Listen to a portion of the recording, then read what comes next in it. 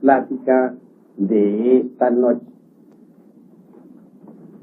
Espero que pongan el máximo de atención.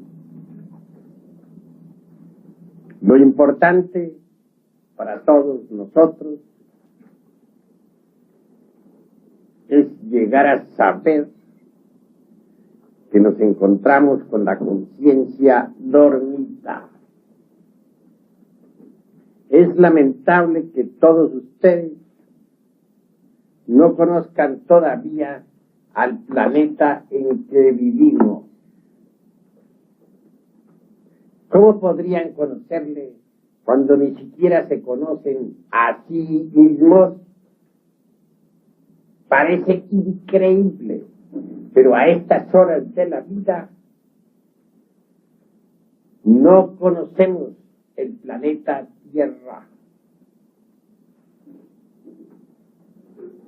El mundo que ustedes están viendo no es en verdad como ustedes lo están viendo.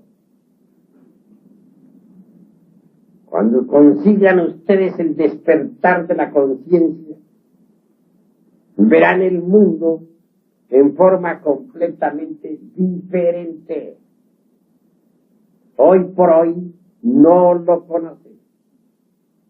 Sueñan ustedes con un planeta llamado Tierra y suponen que es así como lo están viendo. En realidad, de verdad, he de decirles que todavía ustedes no conocen el mundo Tierra. Es obvio que nuestro mundo tiene 7 dimensiones y por lo tanto, como quiera que ustedes están enfrascados en el mundo de 3 dimensiones, no conocen realmente al planeta Tierra. Y eso es profundamente lamentable. Los valles, las montañas, los mares, las colinas, las grandes cordilleras, no son así como ustedes las están viendo. Son diferentes. Mas sucede que ustedes todos tienen la conciencia en estado de sueño profundo. Por lo tanto, ven el mundo a través del sueño. Cuando ustedes despierten del estado en que se encuentran, verán que todo es diferente. Si las gentes tuvieran la conciencia despierta, no habría guerras en el mundo. Si las gentes tuvieran la conciencia despierta, no habrían conflictos, problemas de ninguna especie, luchas entre trabajadores y patrones, entre distintas naciones, entre distintos intereses. Si la humanidad toda tuviera la conciencia despierta, habría paz en cada ser viviente y reinaría la felicidad sobre la faz de la tierra. Los evangelios insisten en el despertar, mas no dicen en qué forma hay que despertar. Nosotros, en nuestros estudios, luchamos porque las gentes conozcan las técnicas que conducen al despertar.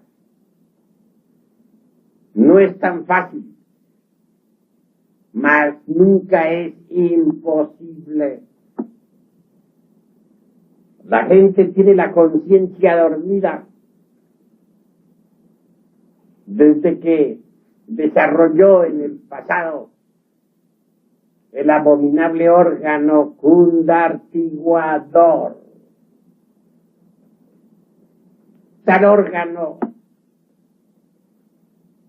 es un apéndice del organismo humano fue una proyección de la espina dorsal hacia abajo. Es la misma cola simiesca que todavía se ve en los gorilas, chimpancés, orangutanes y changos en general. En épocas remotísimas de la historia del mundo hubo una gran catástrofe. El cometa Condor chocó con el planeta Tierra y como secuencia o corolario de ello resultó una serie de terremotos y de grandes maremotos a través de los siglos. Aquellos se procesaron en forma interminable y fue entonces cuando un grupo de individuos sagrados encabezados por el arcángel Sakaki, venidos de otro lugar del cosmos infinito, tuvieron de estudiar el problema. Las posibilidades de vida en el planeta Tierra disminuían considerablemente.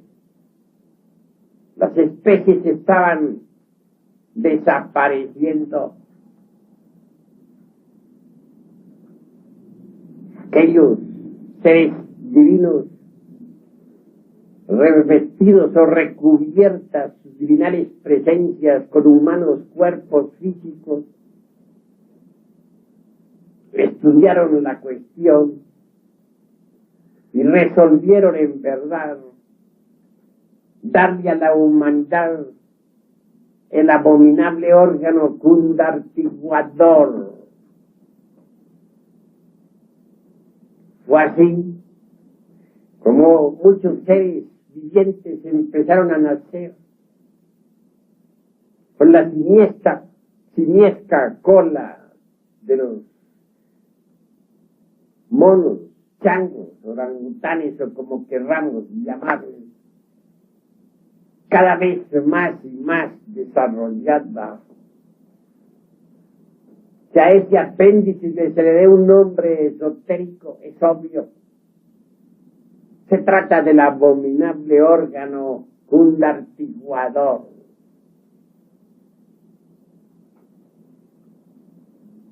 Como quiera que el organismo humano es una máquina transformadora de energías, el resultado que se esperaba era maravilloso. Indubitablemente el cuerpo humano capta determinados tipos de energía cósmica y los transforma automáticamente para retransmitirlo posteriormente a las capas anteriores del organismo planetario en que vivimos.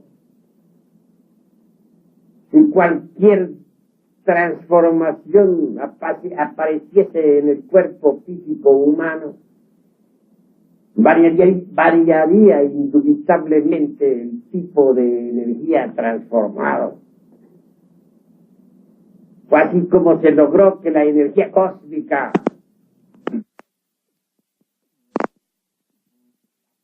proveniente del megalocosmos infinito, dentro del humano cuerpo, se convirtiera en fuerza lunar específicamente definida. Tal fuerza, retransmitida a las capas anteriores de la Tierra,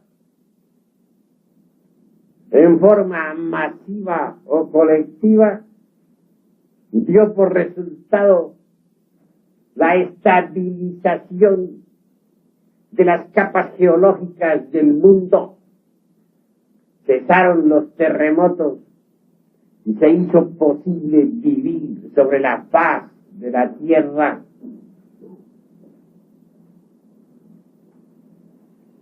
Desgraciadamente, mis queridos amigos, he de decirles que el arcángel Sakaki y su altísima comitiva erraron en sus cálculos matemáticos transfinitos y como resultado vino un gran fracaso.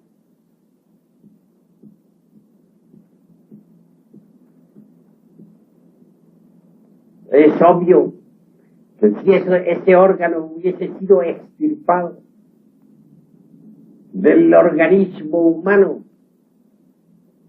a su debido tiempo, dentro de lo normal, no habría acaecido nada de lo que más tarde sucedió. Fue mucho el tiempo que la humanidad poseyó tal abominable órgano. Cuando intervino, después de muchos siglos, el archifísico químico común, Eloísos, eliminando de la humana forma aquel apéndice de las abominaciones,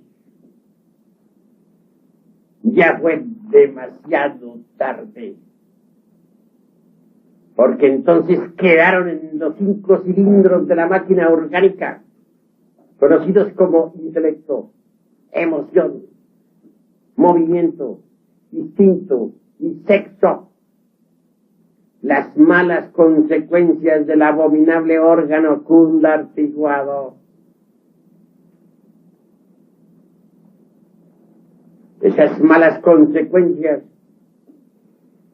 son los agregados psíquicos inhumanos que en nuestro interior cargamos. Ira, codicia, lujuria, envidia, orgullo, pereza, gula, etcétera, etcétera, etcétera. Como dijera Virgilio, el poeta de Mantua, aunque tuviésemos 1000 lenguas para hablar y paladar de acero, no alcanzaríamos a enumerar todos nuestros defectos cabalmente. Así que, dentro de los agregados psíquicos, quedó enfrascada la conciencia humana. Desde entonces nuestra conciencia, nuestra esencia viva, se procesa de acuerdo con su propio embotellamiento.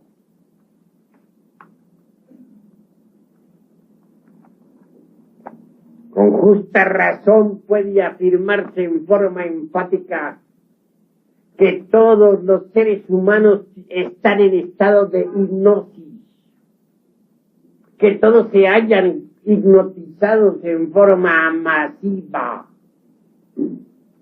que todos tienen la conciencia profundamente dormida. Mas nadie se da cuenta de la hipnosis general hasta que contempla una sesión de hipnotismo. Allí fluye la fuerza hipnótica en forma precipitada, violenta, y entonces es cuando venimos a darnos cuenta de la fuerza hipnótica. Cuando la fuerza hipnótica se precipita, la reconocemos, sabemos que existe. Eso solo se conoce en realidad de verdad, o se sabe. en una sesión de hipnología.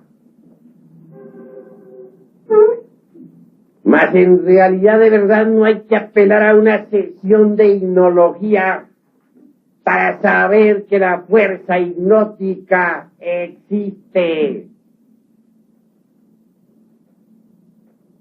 Observen ustedes a las gentes por la calle y podrán evidenciar por sí mismos que están hipnotizadas. Y eso es lamentable. Manejan carros en estado de hipnosis. Trabajan hipnotizados. Viven hipnotizados.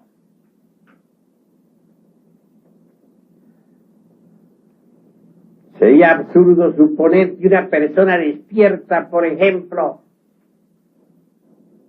manejando un automóvil, asesinara a otra.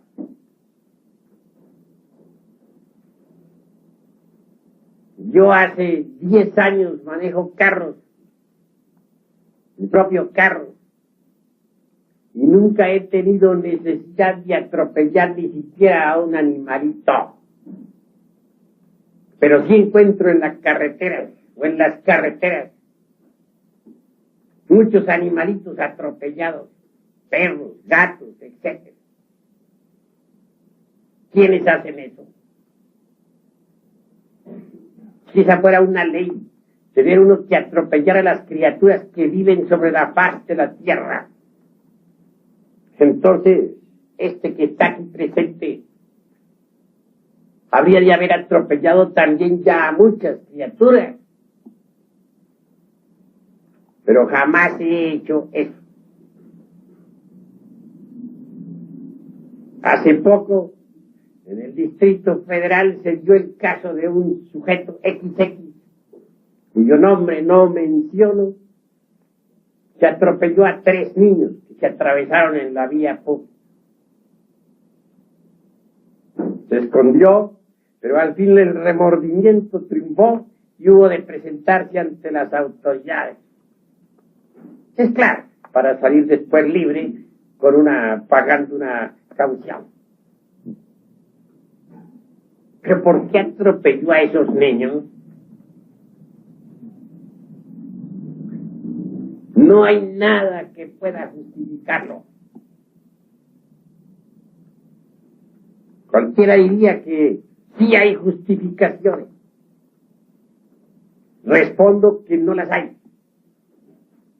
Digo, llevo 10 años manejando y nunca he necesitado de atropellar a un niño. Ni a nadie. Entonces, ¿por qué lo hacen? No estoy en este momento condenando a ese hombre. Lejos sea de mí condenar a alguien. Quiero únicamente ponerlo como ejemplo para decir en forma enfática que todos los seres humanos están hipnotizados. Si ese XX caballero no hubiera estado hipnotizado, en modo alguno habría cometido tal crimen. Así es que en realidad, sin querer exagerar la nota, debo decir que todos los seres que pueblan la faz de la tierra se hallan en estado de hipnosis. ¿Pero qué o quién los tiene en ese estado? ¿Por qué están así? En realidad, de verdad, es el abominable órgano fundactivador. La causa causorum de tal hipnosis masiva o colectiva. Aún queda en el organismo humano una partícula incipiente de tal órgano. Y eso nadie lo puede negar. Quiero referirme claramente a ese pequeño residuo óseo del final de la espina dorsal. Todavía tiene poderes hipnóticos tal partícula ósea incipiente. Aún puede cristalizar las malas consecuencias en cada uno de nosotros. Aún puede lograr que pensamientos negativos, deseos negativos, etcétera, tome forma, se conviertan en nuevos agregados psíquicos inhumanos o indeseables en nuestra psique. Indubitablemente fue, por desgracia, este órgano de las abominaciones el que originó los diversos elementos psíquicos indeseables que hoy cargamos en nuestro interior. Y dentro de esos múltiples elementos la conciencia está enfrascada. Así enfrascada está en estado de hipnosis, procesándose en virtud de su propio embotellamiento.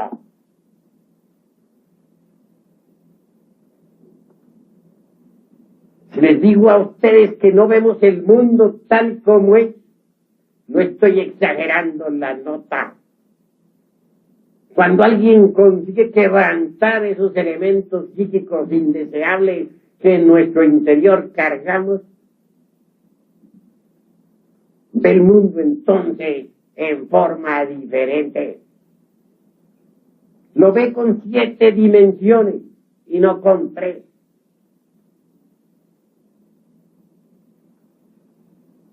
Conoce sus mecanismos íntimos. Sabe que está organizado en forma similar al hombre real. Sabe que tiene 7 cuerpos maravillosos, etcétera. Porque realmente nuestro planeta Tierra tiene 7 cuerpos. Todo no es materia física, como suponen los fanáticos materialistas. Nuestro mundo tiene un cuerpo vital. Gracias a ese cuerpo puede existir la vida sobre la faz de la Tierra. Los elementos puramente químicos y físicos no garantizan la existencia de una simple hierba. Si la garantizaran, los químicos podrían fabricar vida. Pongamos nosotros sobre la mesa de un laboratorio los elementos físicos que se necesitan para fabricar una simple hierba. Digámosle al hombre de ciencia que fabrique el vegetal que él quiera. Y verán ustedes el fracaso. Se han construido poderosos aviones que surcan el infinito, con capacidad hasta para 300 pasajeros o 400. Se han construido cohetes que han descendido en la luna. Se han disparado sondas a Marte. Y a Júpiter también. Se viajan enormes barcos a través del océano. Existen buques atómicos como el Nautilus. Se puede navegar debajo de los hielos del polo. Pero ni el mejor sabio del mundo ha logrado fabricar una simple semilla vegetal capaz de germinar. En cierta ocasión discutían un materialista ateo enemigo del eterno Dios viviente y un hombre religioso. Se discutía sobre el tema aquel de quién fue primero, el huevo o la gallina. Claro, el uno que fue el huevo. Está bien, fue el huevo. ¿Y quién puso el huevo? Fue la gallina. El otro que fue la gallina. ¿Y de dónde salió la gallina? Del huevo. Total que ese es cuento de nunca acabar. Al fin, un poco impaciente el religioso dijo: usted podría hacer un huevo como lo hizo Dios. El materialista respondió: sí, lo hago. Hágalo. Y lo hizo. Igualito al huevo de una gallina. Su clara, su yema, su cascarón, etc. Entonces le dice el religioso: bueno, ya que usted hizo el huevo, maravilloso, vamos a tener un pollito. Echemos el huevo pues en una incubadora para que salga un pollo. Aceptado, dijo el materialista, y echaron el huevo a la incubadora. Pero el pollo no salió. El sabio don Alfonso Herrera, autor de la teoría de la plasmogenia, logró crear la célula, una célula absolutamente igual a la humana, pero fue una célula muerta, nunca tuvo vida.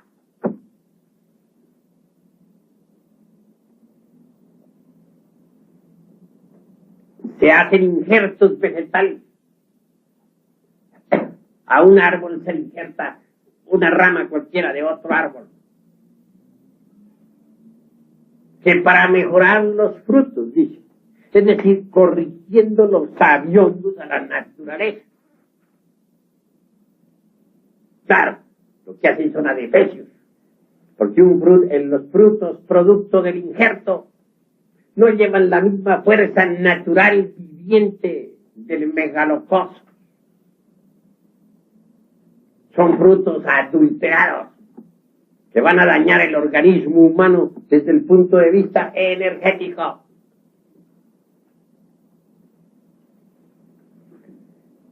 Sin embargo, los sabiondos se sienten satisfechos de su experimento. No entienden que cada árbol capta las energías del cosmos y las transforma y retransmite al fruto. Al alterar el árbol, pues se alteran las energías del megalocosmos. Ya ese fruto no es lo mismo, es el producto del adulterio, va a dañar los organismos. Pero ellos creen que saben, cuando en realidad de verdad no saben. Como dijera Sócrates, no solamente ignoran, sino que además ignoran que ignoran. Y eso es lo grave. Se hacen inseminaciones artificiales. Se extrae de un organismo los gérmenes vivificantes. La famosa célula vivificante, zoospermo. Ya por eso piensan los sabios que están creando vida. No se dan cuenta de que ellos tan solo están utilizando lo que la naturaleza ha hecho. Pongamos sobre la mesa de un laboratorio los elementos químicos que se necesitan para fabricar un zoospermo y un óvulo. Y digámosle a los científicos que hagan el zoospermo y que hagan el óvulo. ¿Lo harían? Yo digo que sí podrían hacerlo. Pero ¿tendría vida ese zoospermo y ese óvulo? ¿Serían capaces de lograr que de allí saliera una criatura? Nunca, jamás. Ellos no saben crear vida. Entonces, ¿Con qué pruebas niegan la divinidad? Si no han podido demostrar lo contrario, si no son capaces de crear ni siquiera la semilla de un árbol, una semilla que pueda germinar, entonces, ¿cuál es la base que tienen para negar a la divinidad, para pronunciarse en contra del eterno Dios viviente? Me remito a los hechos. ¿Ha demostrado algún materialista que puede crear vida?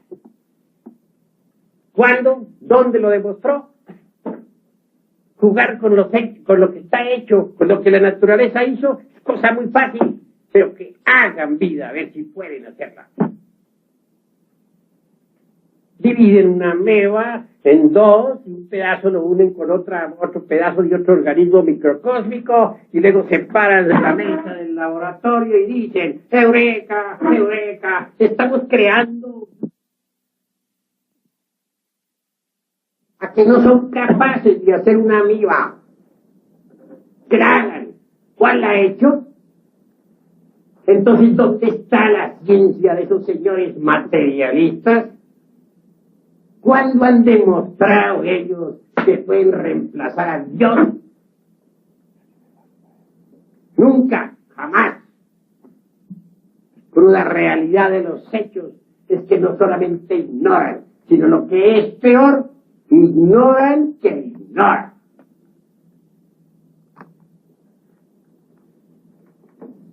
Hechos es lo que exigimos. Y hasta ahora no lo han demostrado. Que dicen que el hombre viene del mono. Por ahí salen con esa teoría. Pues el uno, el cinocéfalo con cola, el otro, el mono sin cola, y el hombre arbóreo. Hijos del Noé pitecoide. Pero, ¿cuál sería entonces el eslabón perdido? Que el hombre viene del mono. Muy fácil decirlo. ¿Y dónde está la conexión entre el hombre y el mono? ¿Dónde está el eslabón perdido? ¿Lo han encontrado alguna vez? ¿Cuál es? Tendría que ser un mono capaz de hablar, una especie de mono hombre, ya con palabras, dotado del lenguaje. Hasta ahora no ha aparecido. Entonces son empíricos esos señores materialistas. No nos están presentando hechos, sino suposiciones, utopismos. Ahora miremos el volumen del cerebro del mejor de los changos, de un gorila, y comparémoslo con el cerebro del hombre más atrasado que haya, por ejemplo, el de las tribus de Australia, gentes de cráneo achatado. Resulta que el cerebro del mono más adelantado no alcanza a ser ni la mitad en volumen al cerebro del hombre más atrasado de Australia. Entonces no está resultando la teoría de Darwin y sus secuaces de que el hombre viene del chango. Eso es falso, mentira. No está demostrado. ¿Sobre qué base lo están sosteniendo? Que nos muestren públicamente al eslabón perdido. ¿Queremos ver esa especie de chango hablando como la gente? Que no ha aparecido. Entonces es una suposición, una fantasía, que no tiene ninguna realidad. ¿Por qué afirman estas cosas los científicos ultramodernos? ¿Por qué hablan de cosas que no saben? ¿Por qué tantos utopismos baratos? Sencillamente porque tienen la conciencia dormida. Esa es la cruda realidad de los hechos. Están hipnotizados. salen con otra teoría, la de la selección de las especies. Por allá, de un insignificante molusco, va desarrollándose, pues, distintas especies vivientes, el proceso de selección, el amo de selectivo, o el dios de selección, va seleccionando las especies, y de tanta selección al fin resulta el hombre. Está bonita la teoría, pero demuéstrenla. No pueden demostrarla.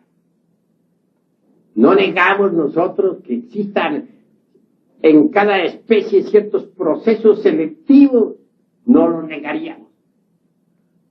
Hay aves, por ejemplo, que emigran en determinada época. Uno se asombra al verlas todas reunidas. Qué extrañas se vuelven. Y luego levantan el vuelo muchas veces para atravesar el océano. En el camino muchas mueren, pero las más fuertes logran sobrevivir. Y esas que sobreviven a la lucha transmiten sus características a sus descendientes. Así actúa la ley selectiva. Hay peces que luchan incesantemente contra monstruos marinos, que a fuerza de tanto luchar resultan también fuertes y transmiten sus características a sus descendientes. Hay criaturas cuadrúpedas, bestias, que a fuerza de tanto luchar se van haciendo más y más fuertes, transmiten sus características psicológicas a sus descendientes.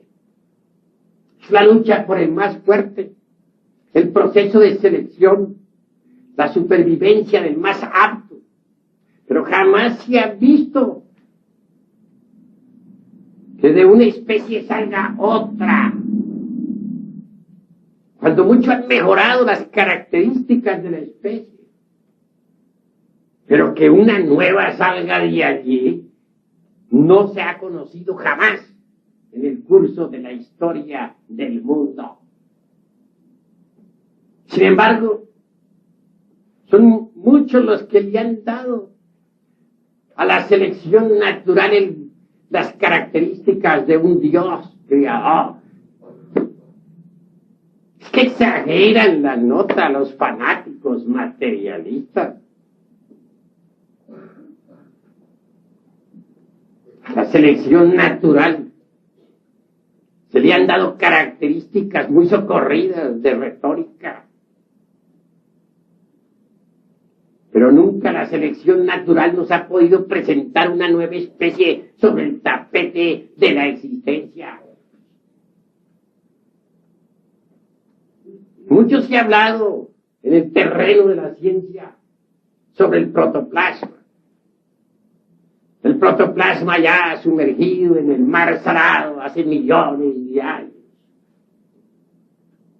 Que de ese protoplasma, dicen los científicos, devino la vida universal. Y son los fanáticos protistas, esos ignaros, esos dechados de sabiduría, quienes hacen creer a sus socorridos secuaces ignaros como ellos que el desarrollo psicológico del animal intelectual equivocadamente llamado hombre deviene del desarrollo molecular del protoplasma y marcha paralelo con los procesos del mismo. Quieren que el alma, la conciencia o como se quiera llamar, no sea más que el resultado de los distintos procesos evolutivos del protoplasma a través de los siglos. Así piensan los protistas, los dechados de sapiencia. Me viene en este momento a la memoria el monerón de Haeckel, ese átomo sumergido allá entre el abismo acuoso Él quiere hacer venir toda vida Haeckel y sus secuaces. Pero no se da cuenta Haeckel de que el monerón es un átomo muy bien organizado. No es algo, pues, sin organización. Es algo complicado que tuvo que pasar por diversos procesos cósmicos universales.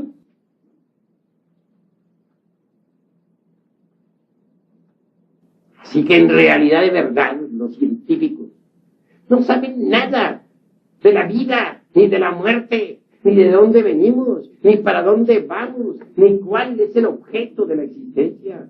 ¿Por qué? Sencillamente por una sola cosa. Tienen la conciencia dormida. Están en estado de hipnosis masiva o colectiva. Eso es obvio.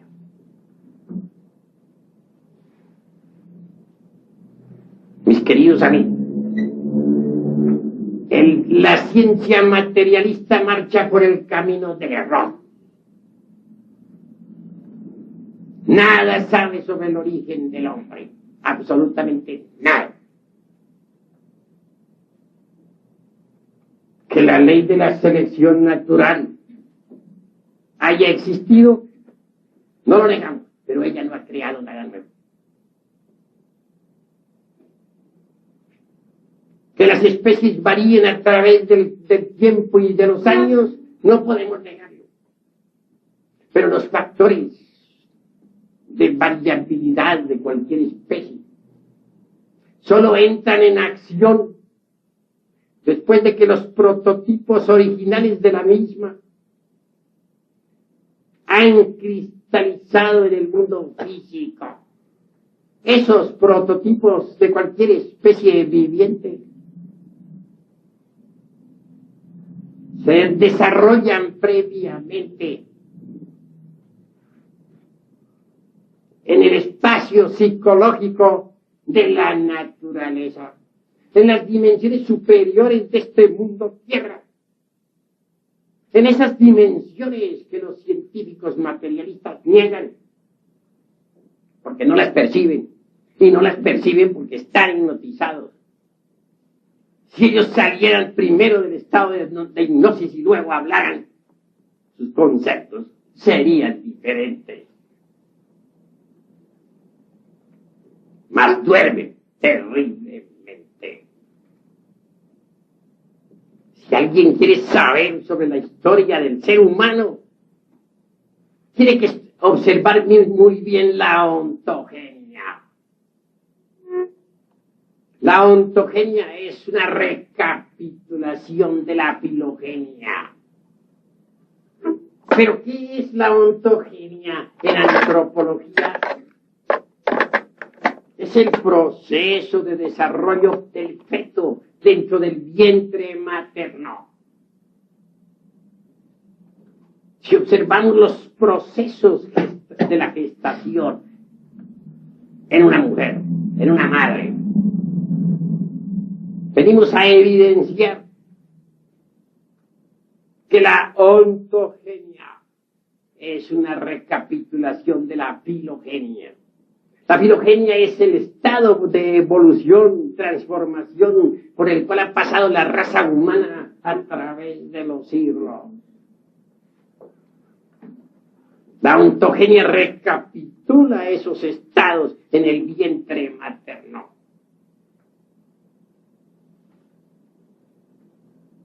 Un análisis de ontogénesis nos llevaría a la conclusión lógica de que la especie humana y las otras especies animales tienen parecido en su origen y que devienen todas del espacio psicológico.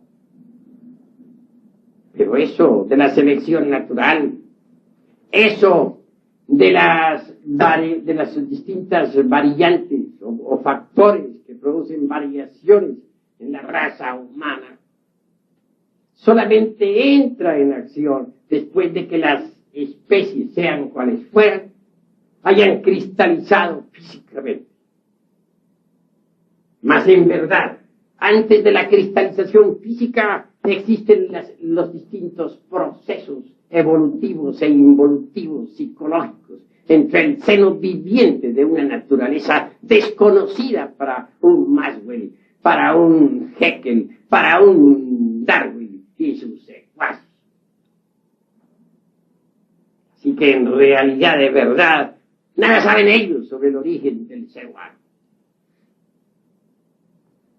¿Cómo es posible que los sabios materialistas digan que existen ciertas variaciones en los distintos tipos de las especies vivientes, ya por accidente o en forma espontánea?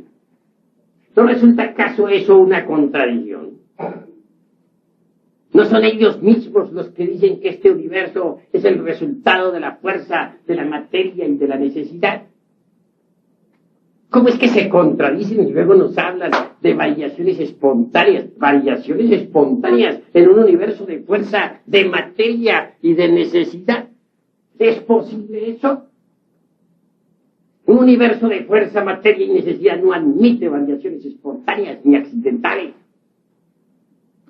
Si esas variaciones en las especies existen, es por algo que ellos mismos desconocen.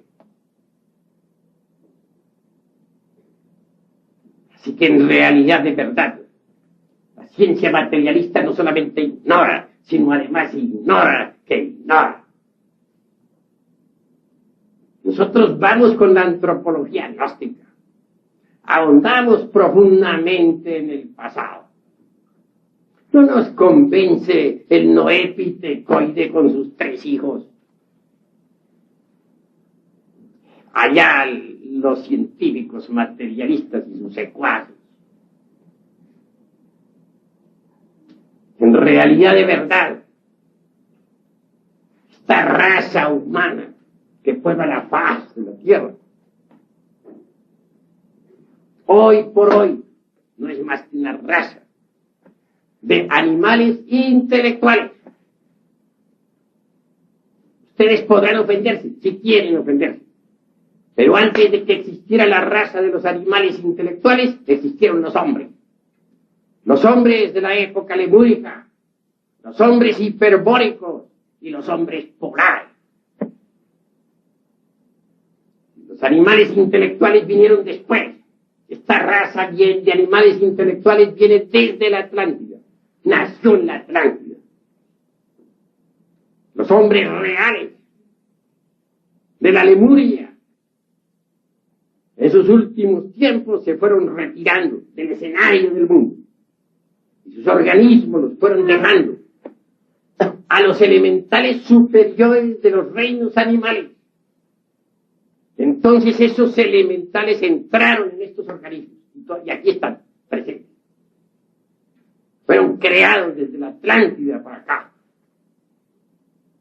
Porque los lemures no eran animales, ni los hiperbóreos, ni los polares. A la raza de animales intelectuales le precedió la de los hombres, que existieron en la Lemuria, en el continente hiperbóreo, y en el polo norte, que en aquella época estaba ubicado en la zona ecuatorial.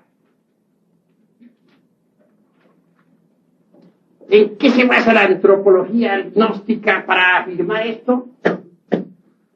¿Por qué lo dice?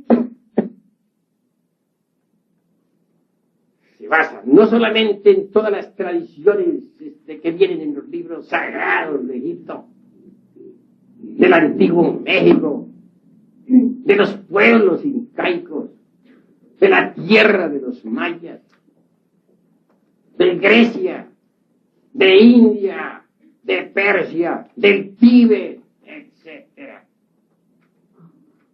Sino en las investigaciones directas también de aquellos que han logrado despertar conciencia.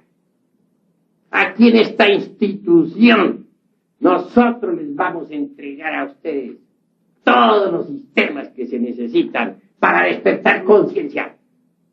Y cuando ustedes despierten, investiguen y comprobarán lo que les estoy diciendo por sí mismos, no porque yo se los venga a decir. Lo comprobarán directamente, pero despierten, porque así como están dormidos, podían también ser víctimas de las teorías aquellas de Haeckel y sus secuaces.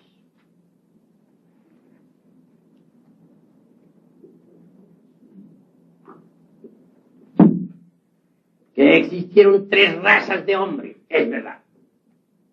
Pero ¿cómo se podría saber eso cuando la conciencia está dormida?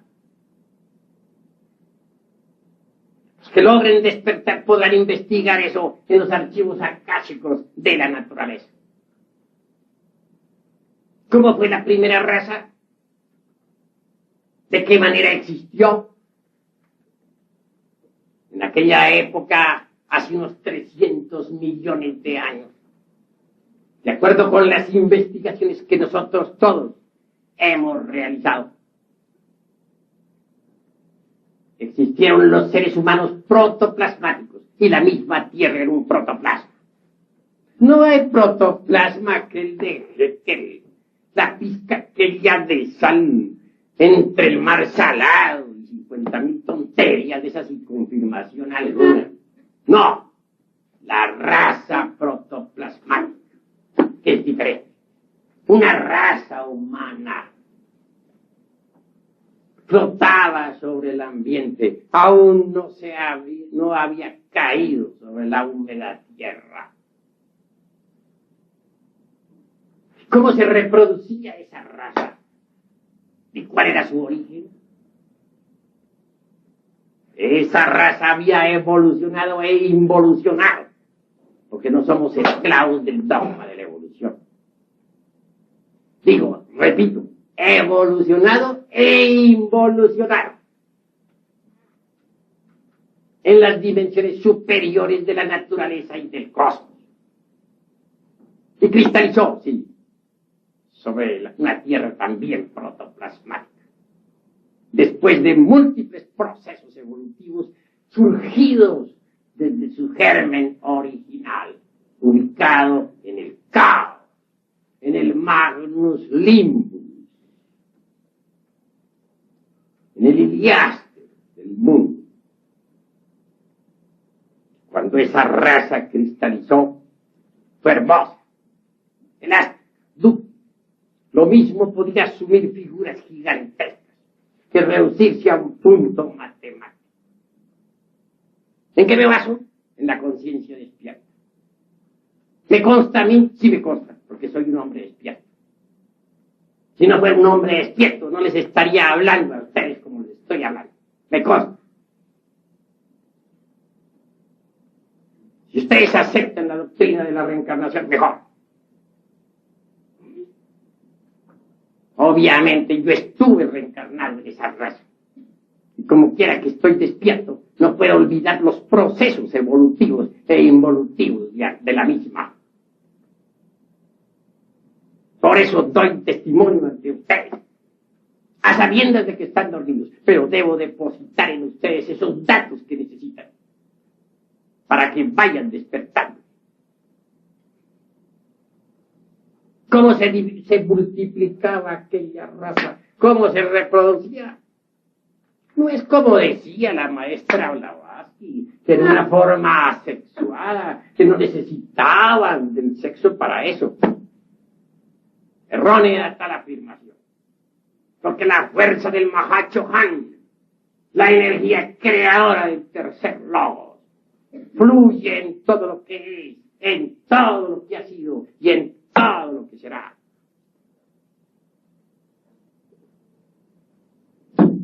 El género de reproducción era el Visipao. Entonces se expresaba la forma sexual en forma diferente. Se dividían los organismos como se divide la célula viva.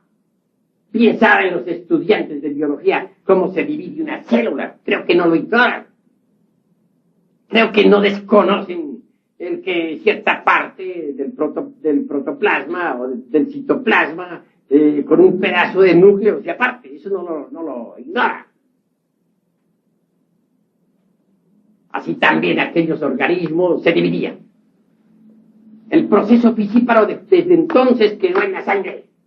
y siguen multiplicándose en las células en nosotros por división. ¿Eso no es cierto? ¿Quién podría negarlo? Presento hechos. ¿Ustedes creen que ese proceso de división celular no tiene una raíz, no tiene un origen? Si así se pensara, sería estúpido. Porque no puede existir efecto sin causa, ni causa sin efecto. Hemos heredado eso. ¿De quién? De los hombres de la primera raza. Eso es obvio.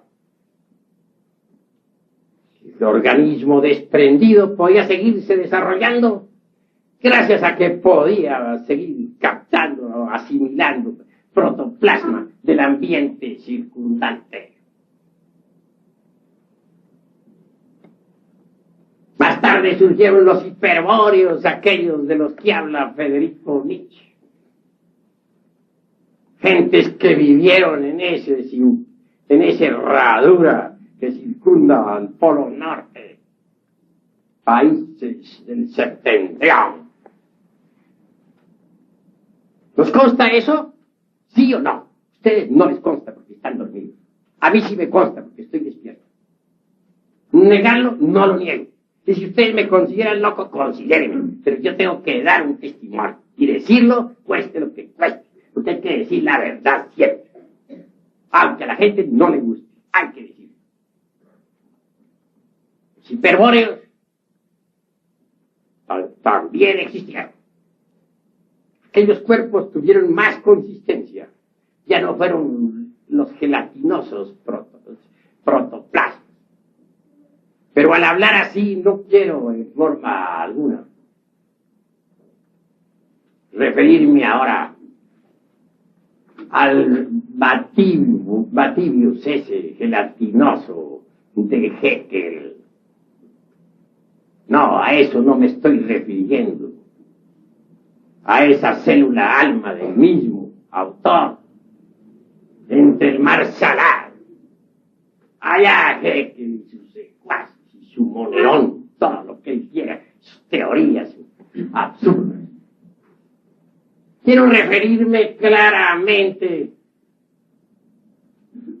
a una raza existente, protoplasmática, que es distinto, como ya dije. De ella derivó por condensación los hiperbóreos. Una raza más física.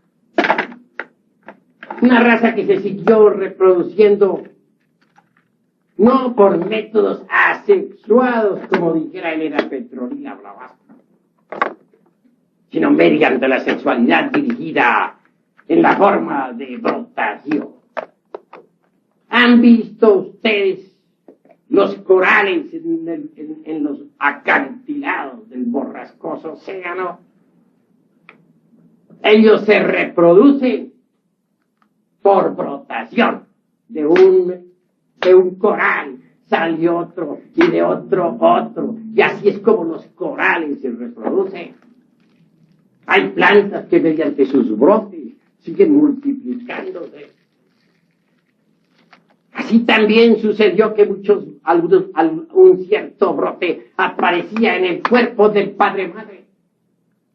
Así operaba la fuerza sexual hasta que se desprendía ese brote, que daba origen a una nueva criatura. Ese era el modo de reproducción de los hiperbóreos.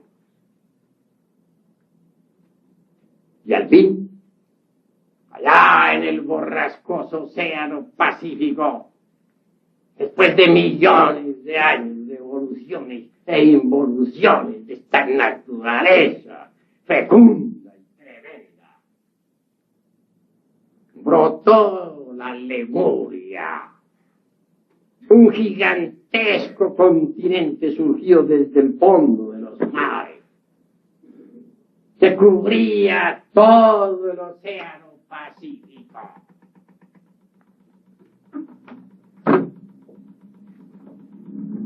Fue en aquella época cuando la raza humana por primera vez se asentó sobre la costra dura de la Tierra. Entonces aparecieron en el continente Mu no por generación espontánea, como que creyera un Epicuro y sus secuaces, ni por selección natural elevada a esta teoría a la categoría de un Dios creador. Maravillosa concesión que se le ha hecho a la retórica del absurdo. No. ¿Cómo entonces? ¿De qué manera surgió? Cristalizaron los hiperbóreos. Sus humanos cuerpos tomaron dura forma. Y en los hermafroditas lemures gigantescos, como aparecen simbolizados allá en esas esculturas de Tula, caminaron sobre la faz de la tierra. Su modo de reproducción, en principio, no fue exactamente el ovíparo. No, en principio, de aquellos organismos se desprendían células huevos. Y estas se desenvolvían para dar origen a la aparición de una nueva criatura. Era la época en que aún el falus y el útero no habían sido formados. Era la época todavía en que el lingam yoni estaban incipientes, estado germinal. Era la época en que el ovario no se había desarrollado. Pero los tiempos pasaron en la Lemuria. Y al fin apareció el sistema de reproducción por gemación. Tal sistema fue un asombro para aquella época. El ovario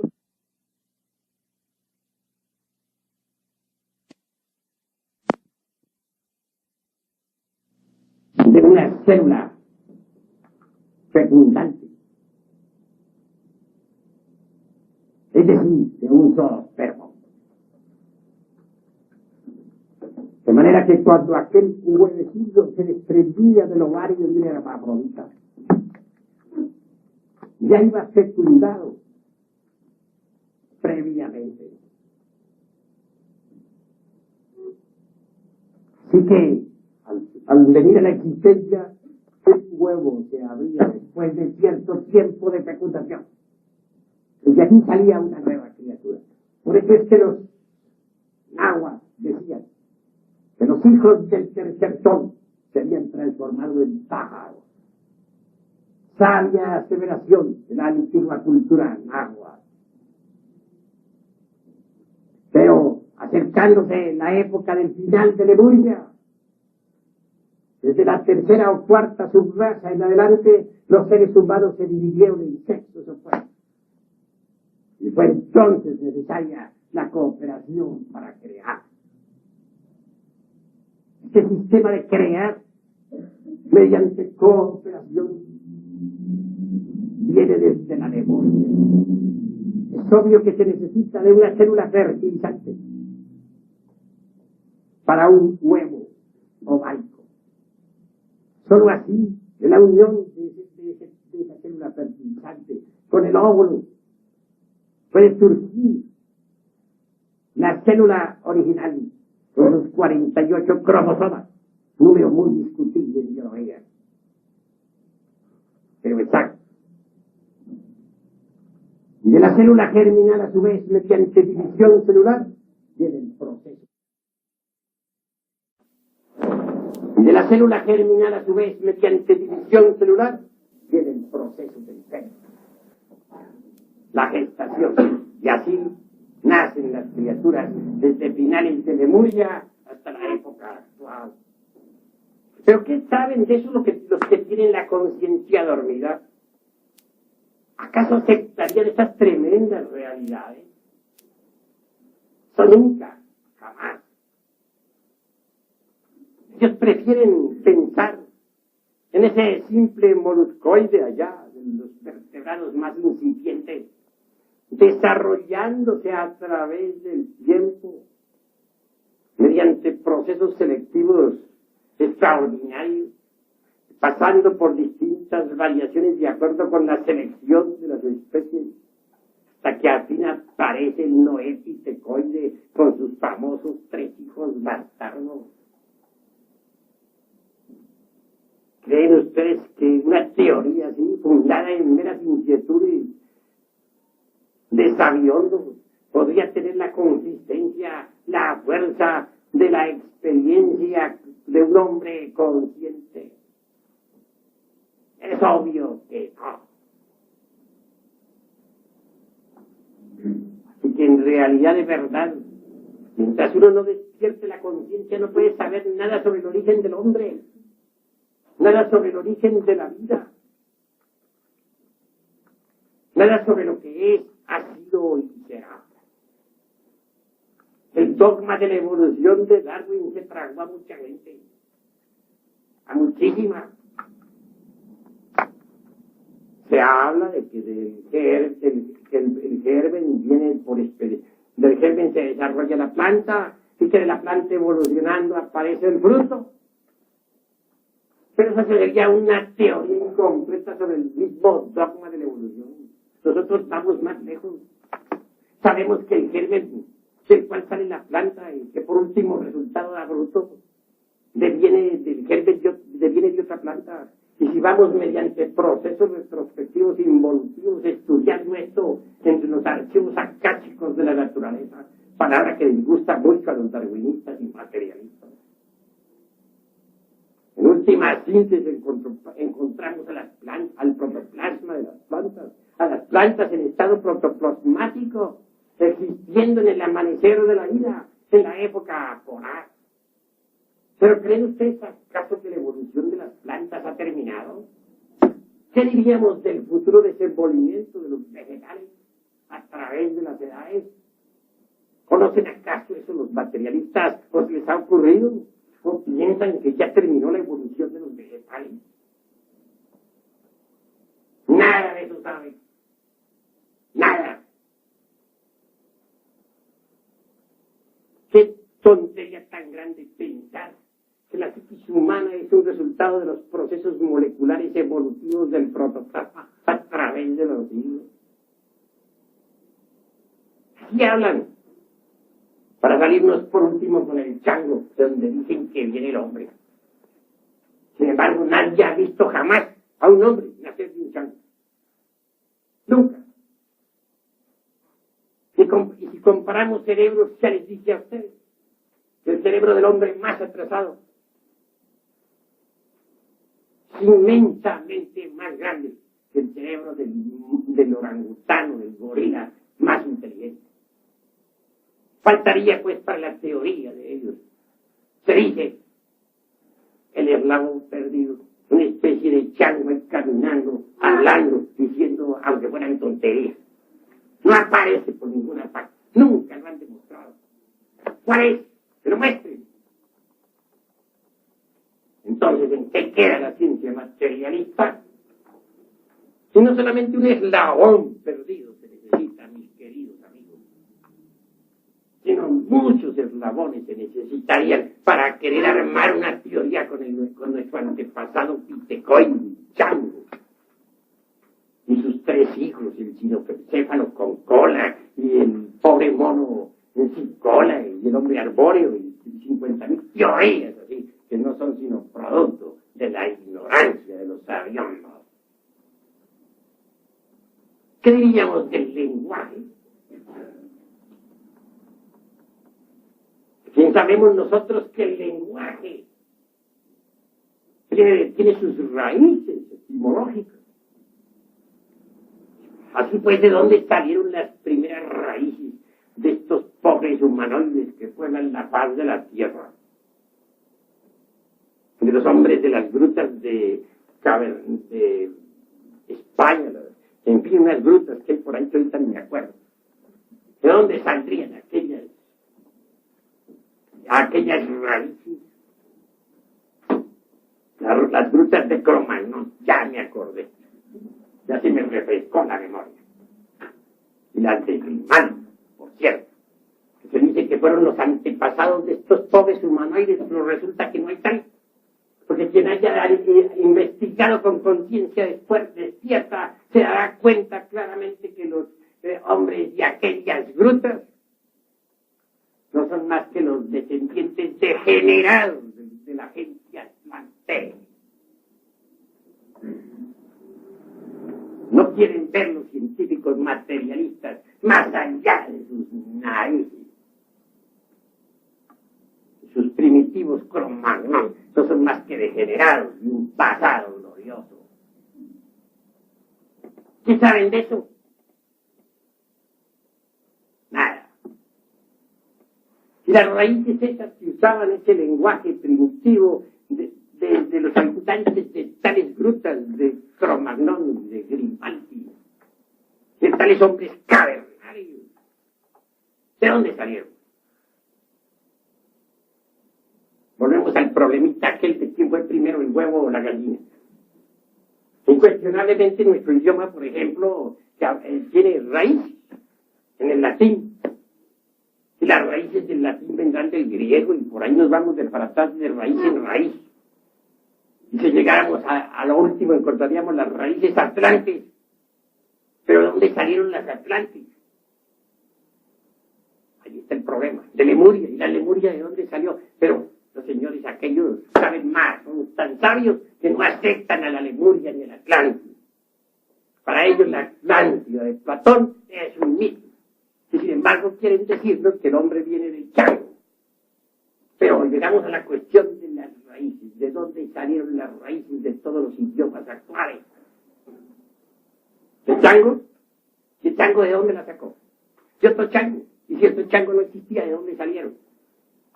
Ese es un problema que lo evade mucho la ciencia materialista. Ella no quiere saber nada sobre la cuestión del lenguaje. Nada.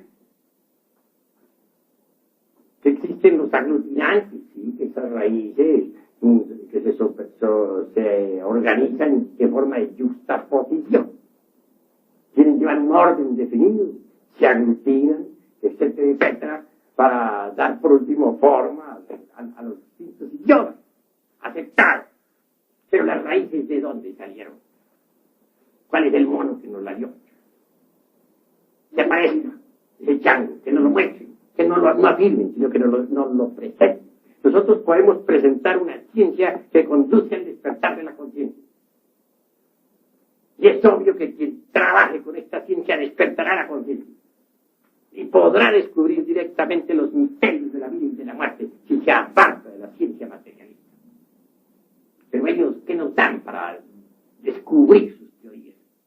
¿Cuáles son sus métodos, sus técnicas? ¿Dónde están? ¿Dónde está el famoso Pitecónides y sus secuaces?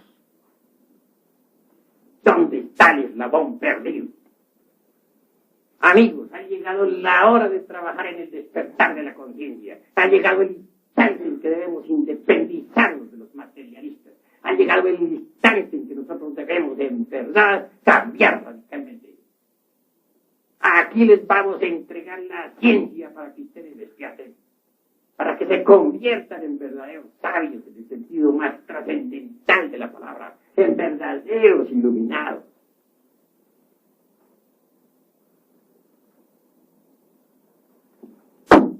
Hasta aquí mi plática de esta noche. Ahora doy oportunidad para las preguntas. Quien quiera preguntar puede hacerlo con la más entera libertad.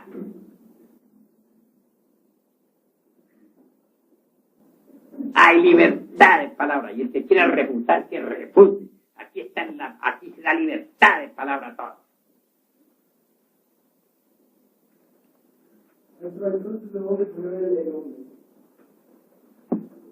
Bueno, distingamos entre el animal intelectual y el hombre. Antes de que el animal intelectual existiera, existió el hombre. Ya hablamos nosotros, ya dije en esta plática que existieron 3 razas antes del animal intelectual. Quiero referirme en forma franca a los lemures, a los hiperbóreos y a la raza polar. Dije que los lemures existieron en el Océano Pacífico. Pruebas hay unas, y muchas. Recordemos la isla de Pascua, que es un residuo de la antigua Lemuria. Allí encontramos todavía tremendos monolitos cincelados por titanes. También Australia, porque es otro remanente de Lemuria, donde se encuentran muchas tradiciones del viejo continente. Pero la raza lemur existió y se reprodujo mediante el sistema de gemación. Ya explicamos que pasó la raza lemúrica por 3 procesos sexuales. Primero, reproducción únicamente mediante la célula huevo o huevo-célula. Luego, el sistema que llamaríamos de gemación. Y tercero, el sistema de cooperación, que es el que todavía existe. También dijimos que los lemures son una materialización o cristalización de los organismos hiperbóreos desarrollados. No negamos que los hiperbóreos, a su vez, son una cristalización de la primera raza, la raza protoplasmática. Refutamos la absurda teoría del famoso protoplasma de los protistas allá entre el agua, entre el mar salado, producto de imaginaciones calenturientas, y dijimos que existió una raza protoplasmática. Afirmamos en forma enfática que antes de que esa raza cristalizara definitivamente en nuestro planeta Tierra, que también se encontraba entonces en estado protoplasmático, evolucionó esa misma raza, evolucionó y pasó por muchos procesos dentro de las dimensiones superiores de la naturaleza y del cosmos. Al llegar a esta parte hemos chocado precisamente con el problema de los materialistas que no quieren aceptar las dimensiones superiores de la naturaleza y que no quieren, en modo alguno se resignan a reconocer su ignorancia. Mediante el despertar de la conciencia, cualquiera puede evidenciar la cruda realidad de las dimensiones superiores de la naturaleza y del cosmos. Y quien despierte también podrá evidenciar que las evoluciones e involuciones de aquella raza que cristalizó al fin en el continente polar surgieron de los gérmenes elementales primitivos depositados en el caos antes de que la vida hubiese tomado forma. Así que estamos hablando de cuestiones de antropogénesis, de antropología gnóstica, porque nosotros nos dedicamos a esa clase de estudios, ya que esta institución es de gnóstica antropológica. No aceptamos las teorías materialistas, porque después de revisarlas no resistieron un análisis de fondo. No podemos aceptar lo que no resiste un análisis. ¿Alguna otra pregunta? ¿Tiene la palabra? ¿Cómo? Pues claro, las lenguas tienen sus raíces. Son raíces que se justaponen unas a otras. ¿Quién podría negarlo? Ahora bien, unas raíces tienen de otras raíces y si mediante exámenes retrospectivos será muy difícil a los científicos materialistas descubrir de dónde salieron las primeras raíces. Pero nosotros sí sabemos de dónde salieron. Téngase en cuenta que los lemures pronunciaban perfectamente, usaban perfectamente en su lenguaje 300 consonantes y 51 vocales. Tenían una capacidad ablativa inmensamente superior a la de nosotros, porque eran hombres. Nosotros somos animales intelectuales, no tenemos esa capacidad. Los organismos humanos degeneraron después de que fueron entregados a los elementales superiores de la naturaleza. Es decir, a los elementales provenientes de los reinos animales superiores. Entonces es claro que tenía que disminuir la capacidad ablativa. Y disminuyó. Hoy apenas sí usamos las vocales y consonantes de nuestro idioma. ¿Alguna otra palabra? A ver. ¿A qué se debe la diferencia de tipo de sangre? Bueno, tiene que haber, dijéramos, particularidades definidas. Porque todo en la naturaleza tiene su tónica vibratoria propia. Cada uno de nosotros tiene su propia particularidad. A eso se debe la diferencia de sangre. ¿No tiene consecuencia el modo de pensar de las personas? Obviamente que sí. Pero cada cabeza es un mundo. Unos pensamos en una forma y otros en otra. Unos vamos con la cabeza para arriba y otros van con la cabeza para abajo.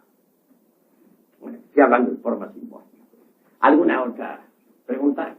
Disculpe, señor, el mundo tenía 7 dimensiones, ¿no? Sí. Y que lo podíamos ver solamente despertando la conciencia. Y usted dijo que usted estaba despierto. ¿Nos podría decir más o menos una forma concreta cómo es la séptima dimensión? ¿Cómo qué? ¿Cómo es la séptima dimensión? Sería lenguaje mudo para ti, puesto que no puedes verla. Si yo te digo que el mundo de 3 dimensiones es largo, ancho y alto, bueno, alguna idea te puedes ir formando. Si te digo que el mundo de la 4ª dimensión es el tiempo, está bien. Y hay quienes yo conocí ahora hace poco en Durango a un físico atómico muy extraordinario que aprendió a viajar en el tiempo, hacia adelante y hacia atrás, con cuerpo físico. Y es un físico nuclear. Es alguien respetable. También existe una 5ª dimensión que está más allá de la eternidad y del tiempo. Hay una 6ª dimensión. Digo, una 5ª dimensión, que es la eternidad, dispensen ustedes. Y hay una 6ª dimensión que está más allá de la eternidad y del tiempo. Y por último viene la dimensión 0 desconocida, la del espíritu puro. Y explica lo que se necesita para despertar la conciencia. Para despertar la conciencia lo que se debe es reducir a polvo al ego animal. Este ego no es más que un manojo de deseos, pasiones, ira, odio, etcétera, etcétera, etcétera, y otras tantas hierbas. Si tú reduces a polvo al ego, si pasas por la aniquilación budista, despiertas la conciencia. Y una conciencia despierta es la conciencia iluminada. Ante todo he de decirles a ustedes, mis amigos, que hay necesidad de crear al bodhisattva. ¿Qué se entiende por bodhisattva? La conciencia iluminada despierta. Eso es el bodhisattva. Es obvio que si nosotros desintegramos, por ejemplo, el defecto de la ira, que es un agregado psíquico inhumano que en nuestro interior cargamos, cristalizará en nosotros la virtud de la serenidad. Si nosotros desintegramos el defecto o el agregado psíquico de la codicia, cristalizará en nosotros el desinterés más profundo. Si nosotros reducimos a polvo al agregado psíquico de la lujuria, cristalizará en nosotros la castidad. Si nosotros quebrantamos y volvemos polvo al elemento psíquico del odio, cristalizará en nosotros el amor. Y así sucesivamente, cada vez que quebrantamos un defecto, cristalizamos alguna virtud en nosotros. ¿Y qué es el alma? El alma es un producto, mejor dicho, es una suma de distintas virtudes, leyes, poderes, etcétera. De manera que a medida que vamos quebrantando todos nuestros defectos de tipo psicológico, va cristalizando en nuestro interior, en nuestra esencia anímica, es alma. Por eso dice el Cristo, en paciencia poseeréis vuestras almas. Cuando uno llega a poseer su alma, tiene también todos los dones y poderes del alma. ¿Y qué cosa es el alma cristalizada en un organismo humano? Es eso que se llama en el Oriente el bodhisattva. Esas cristalizaciones divinales mezcladas con la esencia. Es el bodhisattva. Un hombre que tenga el bodhisattva es un hombre despierto. Es un hombre que puede viajar fuera del cuerpo en el bodhisattva a través del infinito. Es un hombre que puede viajar en el tiempo, hacia atrás y hacia adelante. Es un hombre que puede estudiar la historia de la naturaleza, la historia de la tierra y de sus razas en los archivos akáshicos de la naturaleza viva. Así que bien vale la pena cristalizar el bodhisattva de nosotros. Pero para ello hay que desintegrar los agregados psíquicos. Y solamente es posible desintegrarlos a base de trabajos conscientes y padecimientos voluntarios. Si el agua no hierve a 100 grados, no cristaliza lo que tiene que cristalizar y no se desintegra lo que tiene que desintegrarse. Así también si no pasamos por grandes crisis emocionales y verdadero arrepentimiento, no lograremos desintegrar los agregados psíquicos para cristalizar alma en nosotros. Cuando alguien cristaliza su alma, cuando alguien es dueño de su alma, incuestionablemente está despierto. Jesús el Cristo dijo: en paciencia poseeréis vuestras almas. Así pues, la conciencia despierta dará origen a la ciencia pura, porque el hombre de conciencia despierta tendrá acceso a la ciencia pura. Se libertará de todo ese podridero de las teorías materialistas que tanto abundan por aquí, por allá y acullá, y podrá ver y experimentar directamente lo real. Si queremos llegar a conocer la verdad, el origen del hombre, de dónde venimos y para dónde vamos, necesitamos de instrumentos especiales. ¿De lentes? ¿O de qué?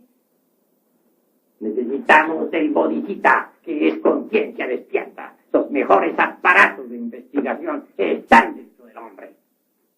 Y si el hombre se prepara, se convierte en un verdadero experimentador de lo real. ¿Hay alguna otra pregunta?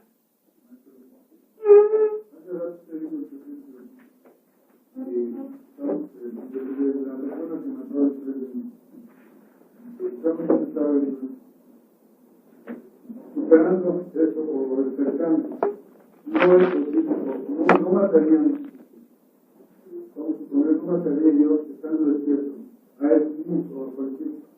No, jamás. No es posible que un hombre despierto, manejando un carro, atropelle a otro. Eso no es posible. Vamos a suponer que voy manejando. Claro, efectivamente, un niño o una persona pierde. Yo no quiero matarlo, pero no me doy cuenta. Es rápido, efectivamente, yo lo mato. Yo no deseo hacer. Pero entonces voy manejando, me atraviesa. Pues precisamente no te das cuenta porque estás dormido. Si estuvieras despierto te darías cuenta y no lo matarías. ¿No lo haría? Claro, un hombre de conciencia despierta, me refiero a la conciencia despierta, es incapaz de ir a atropellar a nadie. ¿Por qué? Porque prevé el peligro con anticipación. Yo estoy despierto, pero ellos, a lo mejor no están. Bueno, ¿qué? Si tú estás despierto, ¿lo evitas? Porque estás despierto. Si tú estuvieras dormido, pues no lo evitas. Pero si estás despierto, lo evitas. Y antes de que suceda, tú ya lo sabes, porque estás despierto. Y entonces corriges. Bueno, ¿hay alguna otra pregunta? Bueno, usted se basa que está despierto para decirnos que vinieron a seres de otro mundo disfrazándose con los humanos. Es obvio. Y también para decirnos que existió la Atlántida. Claro está que sí. La Atlántida de Platón no es la famosa Atlántida, no es un mito como creen los científicos materialistas de esta época degenerada. La Atlántida de Platón es una cruda realidad. Y eso lo sabe todo hombre que tenga la conciencia despierta, porque puede buscar la Atlántida desde los registros acásicos de la naturaleza.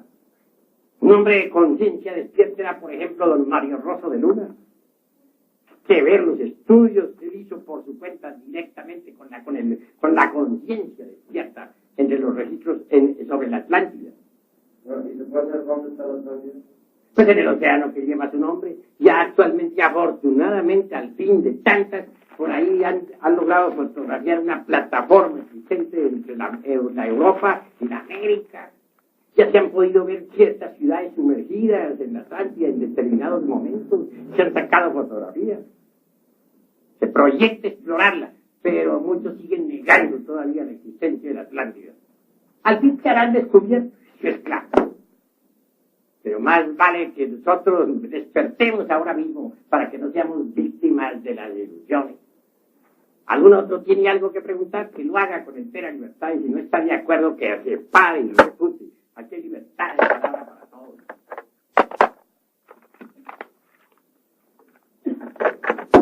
A ver, toma la palabra. ¿Qué importancia tiene la energía sexual para empezar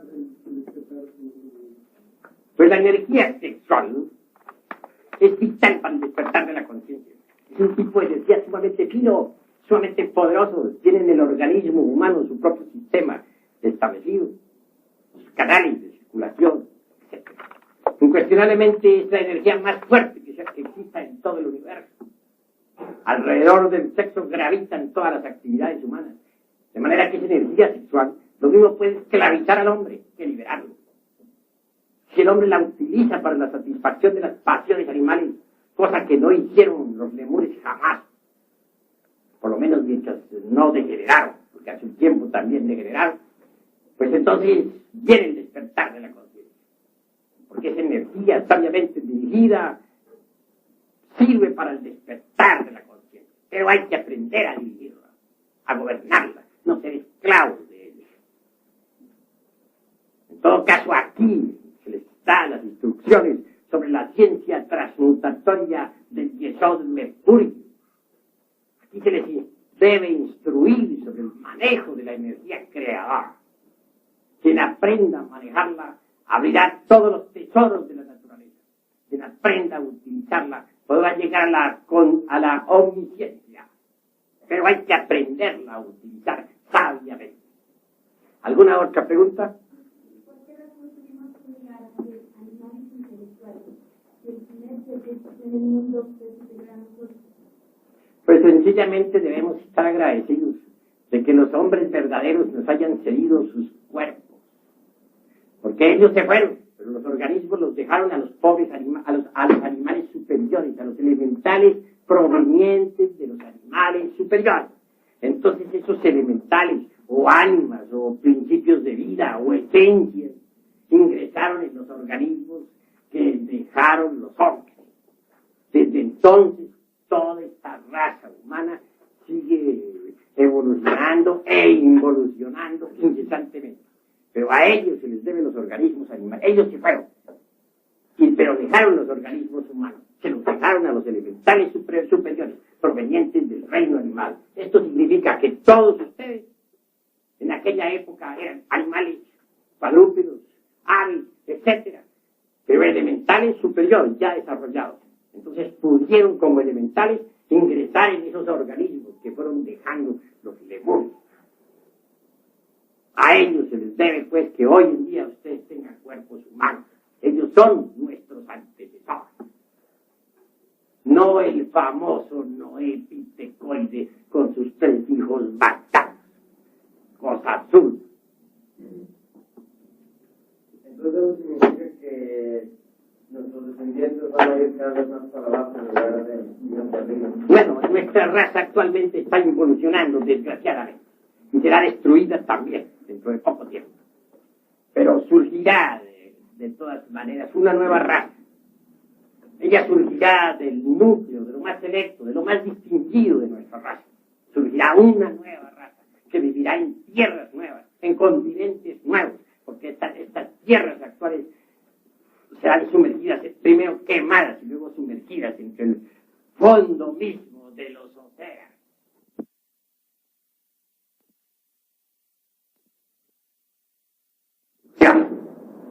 Pero una nueva aparecerá, en continentes nuevos, en tierras nuevas, que surgirán del fondo del océano. Creo que hasta aquí hemos platicado, mis estimados amigos.